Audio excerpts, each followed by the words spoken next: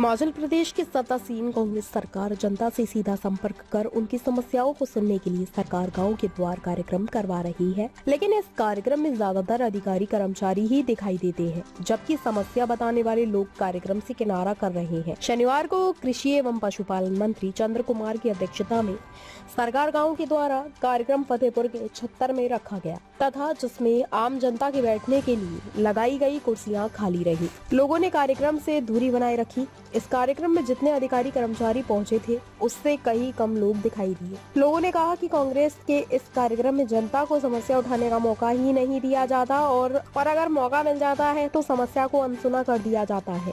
समस्या का जवाब गोलमोल दिया जाता है जिसका कोई औचित्य नहीं होता है। लोगों ने कहा कि इस कार्यक्रम से कांग्रेस अपना शो अप कर रही है, जबकि जनता को इसका कोई लाभ नहीं मिल रहा है। आखिर क्यों शुरू होने से पहले ही सरकार गांव के द्वार कार्यक्रम से लोगों का मुंह होने लगा भंग। मात्र अधिकारियों व कर्मचारियों व सरकारी प्रदर्शनियों से ही भरा मिला है पंडाल। मंत्री चौधरी चंद्र कुमार के कार्यक्रम में आमजन के लिए लगाई कुर्सियां क्यों रह गई खाली? फतेहपुर के छतर पंचायत में था आज कार्यक्रम। सरकार के लिए बना सवाल, आखिर योजना शुरू होने से पहले ही क्यों मोह भंग होने लगा आम जनता का? जब एक 90 वर्षीय बुजुर्ग कार्यक्रम शुरू होते ही अपनी समस्या को लेकर आ पहुंचा मंच के पास। मंत्री महोदय दे रहे थे मंच से भाषण, मगर बुजुर्ग ने गुस्से में रखने शुरू कर दी अपनी बात। विधायक भवानी ने संभाला खुद मोर्चा और मंच से नीचे उतरकर बुजुर्गों को साइड ले जाकर सुनी समस्या। अब तक पक्का रास्ता न बन पाने के कारण गुस्सा था बुजुर्ग। विधायक ने सुना समस्याओं को और हल करने का दिया आश्वासन, फिर बुजुर्ग हुए शांत।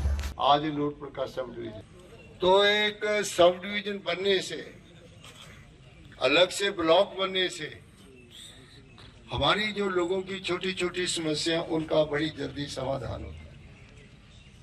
ये चीजें हम लोगों को अपने दिमाग में रखनी चाहिए, क्योंकि जो लाइन डिपार्टमेंट है, जो लोगों से रूबरू समस्या को रूबरू होकर के देखते हैं, वो सारे के सारे सब डिवीजन के लेवल के सारे ऑफिस आपके जो है वो घर के नजदीक है।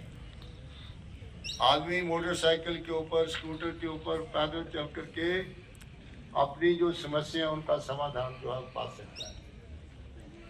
तो ये इसलिए किया गया है कि लोग हैं, मजदूर लोग हैं, वेलफेयर की स्कीम है जो हम गांवों तक पहुंचाते हैं, उनका प्रचार और प्रसार हो, इसलिए ये कार्यक्रम जो है वो शुरू किया गया। आपको पता है कि इस वर्ष भी बड़े लंबे समय तक लगभग 35 साल राजनीति में हुए और इस लंबे अरसे में इस प्रकार की ट्रेजेडी, इस प्रकार की आपदा हमने नहीं देखी। और मेरे अपने क्षेत्र में बरसात के दिनों में भूस्खलन हुआ और 3-3, 4-4 मंजिला मकान जो है वो जमीन डोज हो गए। ऐसे लगता था कोई फिल्म बन रही हो, पूरे के पूरे पहाड़ तड़के गए। और इसी तरह से कुल्लू मनाली जो एक सबसे बड़ा पर्यटन की दृष्टि से सारे के सारे एरिया जो है वो खड्ड में तब्दील हो गए। बड़े बड़े होटल जो है वो बह गए और जान माल का नुकसान। 4500 करोड़ रुपए का राहत पैकेज हमारे मुख्यमंत्री ने जो है वो शुरू किया, जबकि भारत सरकार से हमें कोई पैसा नहीं मिला, कोई मदद नहीं मिली।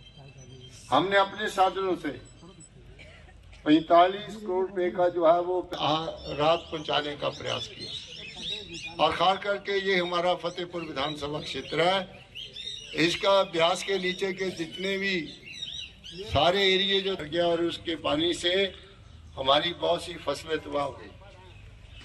पहली मर्तबा मुख्यमंत्री जी ने जो हमारा एक राजस्व मैनुअल होता है, राहत देने का मैनुअल, 100 रुपए का नुकसान होता था और हम सिर्फ 10 रुपए देते थे। उसने कहा कि इससे लोगों का भला नहीं हो सकता। अगर गरीब आदमी का ताज़ा खबरों से जुड़े रहने के लिए हमारे चैनल को सब्सक्राइब करें और बेल आइकन को दबाना ना भूलें, ताकि हर खबर की नोटिफिकेशन आपको मिलती रहे।